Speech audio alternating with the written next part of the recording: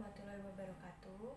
Perkenalkan, nama saya Ajeng Ayu Permatasari, NPM 1953053009. Di sini saya akan menjelaskan materi mengenai RPP yang sudah saya buat, yaitu RPP kelas 2, tema 1, subtema 2, pembelajaran 2.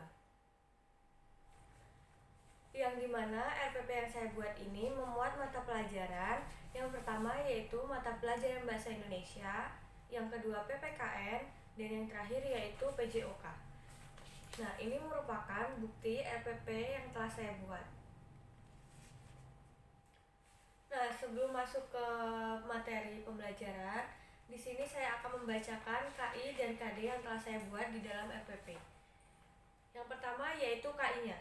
KI.2 memiliki perilaku jujur, disiplin, tanggung jawab, santun, peduli, dan percaya diri dalam berinteraksi dengan keluarga, teman, dan guru.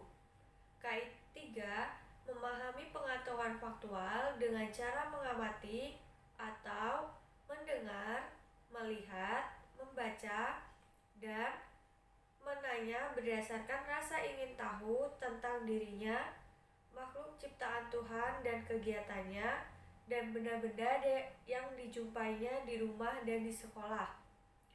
KI4 menyajikan pengetahuan faktual dalam bahasa yang jelas dan logis, dalam karya yang estetis, dalam gerakan yang mencerminkan anak sehat, dan dalam tindakan yang mencerminkan perilaku anak beriman dan berakhlak mulia. Nah, untuk KD-nya yang pertama yaitu KD mata pelajaran PPKN. KD 1.1 menerima hubungan gambar bintang, rantai, pohon beringin, kepala banteng, dan padi kapas dan sila-sila Pancasila sebagai anugerah Tuhan Yang Maha Esa. KD 2.1 bersikap bekerja sama, disiplin, dan peduli sesuai sila-sila Pancasila dalam lambang negara yaitu Garuda Pancasila dalam kehidupan sehari-hari. KD 3.1 mengidentifikasi hubungan antara simbol dan sila-sila Pancasila. KD yang terakhir yaitu 4.1 menjelaskan hubungan gambar pada lambang negara dengan sila-sila Pancasila. KD dalam mata pelajaran Bahasa Indonesia. KD 3.1 yaitu merinci ungkapan, ajakan, perintah, penolakan yang terdapat dalam teks cerita atau lagu yang menggambarkan sikap hidup rukun. KD 4.1 menirukan ungkapan, ajakan, perintah, penolakan dalam cerita atau lagu anak-anak dengan bahasa yang santun. Yang terakhir mata pelajaran PJOK. 3.1 memahami variasi gerak dasar lokomotor sesuai dengan konsep tubuh, ruang, usaha, dan keterhubungan dalam berbagai bentuk permainan, sederhana atau tradisional. 4.1 mempraktikkan variasi gerak dasar lokomotor sesuai dengan konsep tubuh, ruang, usaha, dan keterhubungan dalam berbagai bentuk permainan, sederhana, dan atau tradisional. Tujuan pembelajarannya yaitu ada 3. Yang pertama, dengan diberikan teks percakapan tentang hidup rukun, siswa dapat menyebutkan isi teks yang berisi ajakan yang berkaitan dengan sikap hidup rukun melalui kegiatan menyimak.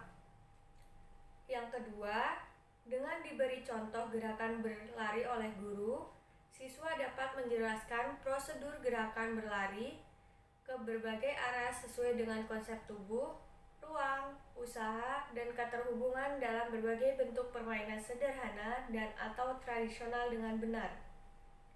Yang terakhir yaitu dengan diberikan teks percakapan tentang hidup rukun, siswa dapat menunjukkan contoh perilaku di tempat bermain yang sesuai dengan sila pertama Pancasila yang benar. Nah, baik, setelah saya membacakan KI, KD, dan tujuan dari RPP yang telah saya buat, di sini saya akan menjelaskan materi yang sudah saya buat. Baik, di sini saya akan menjelaskan materi yaitu yang pertama kalimat ajakan dan yang kedua yaitu penerapan nilai-nilai Pancasila pada sila pertama dan sila kedua.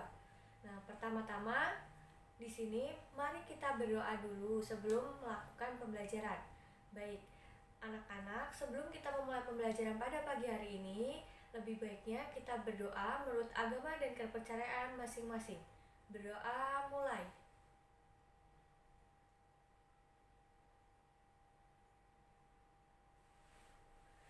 Berdoa selesai. Nah, baik. Yang pertama yaitu di sini kalimat ajakan. Nah, di sini anak-anak ada yang tahu nggak nih apa sih kalimat ajakan itu? Nah, iya benar.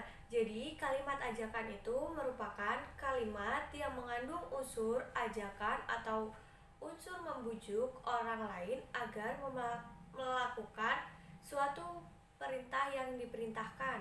Nah, biasanya kalau kalimat ajakan itu mengandung kata ayo, marilah, ayolah, dan mari.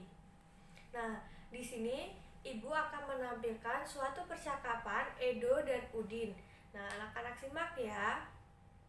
Udin dan teman-teman yang sangat kompak. Banyak kegiatan yang dilakukan bersama. Misalnya, memperingati Hari Kemerdekaan. Di bawah ini terdapat percakapan antara Udin dan Edo. Yang pertama yaitu, Edo, kamu sudah tahu belum? Nanti akan ada lomba sepeda hias loh. Lomba dalam rangka apa, Udin? Ayo kita ikut lomba itu, sepertinya menyenangkan. Dalam rangka perayaan Hari Kemerdekaan di kampung kita. Ban sepedamu sudah dipompa. Ayo aku bantu mempompanya. Setelah itu kita hias sepeda bersama-sama. Wah, terima kasih Din. Mari kita mempersiapkan keperluan untuk menghias sepeda kita. Nah, baik, setelah Ibu memberikan tadi percakapan antara Udin dan si Edo, anak-anak di sini perhatikan percakapan tadi dan garis bawahi mana yang merupakan kalimat ajakan. Nah, nanti Ibu periksa satu-satu ya. Nah, ternyata setelah Ibu periksa ternyata banyak yang benar nih, bahwa yang mengandung kalimat ajakan dalam percakapan si Edo dan Udin merupakan di percakapan nomor 2, 3, dan 4. Nah, di sini Ibu akan bertanya lagi nih, kenapa sih kok kalimat ajakannya terdapat pada percakapan nomor 2, 3, dan 4? Ada yang tahu di sini? Nah, iya benar. Karena di dalam percakapan nomor 2, 3, dan 4 terdapat kata yang merupakan kata ajakan, yaitu ayo dan mari. Nah, di sini mungkin anak-anak sudah paham mengenai kalimat ajakan. Nah, baik, karena anak-anak tadi sudah paham mengenai kalimat ajakan, di sini Ibu akan memberikan satu kalimat contoh terakhir yang merupakan kalimat ajakan. Nah, contohnya yaitu ayo kita berlari agar tubuh kita menjadi sehat dan bugar. Nah, anak-anak, di sini ada yang tahu nggak nih bahwa lari itu ada 3 macam loh? Ada yang tahu apa aja?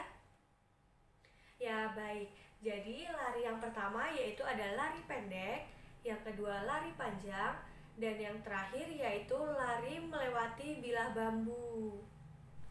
Nah, di sini anak-anak bisa loh berlari di rumah dan mengajak anggota keluarga untuk berlari.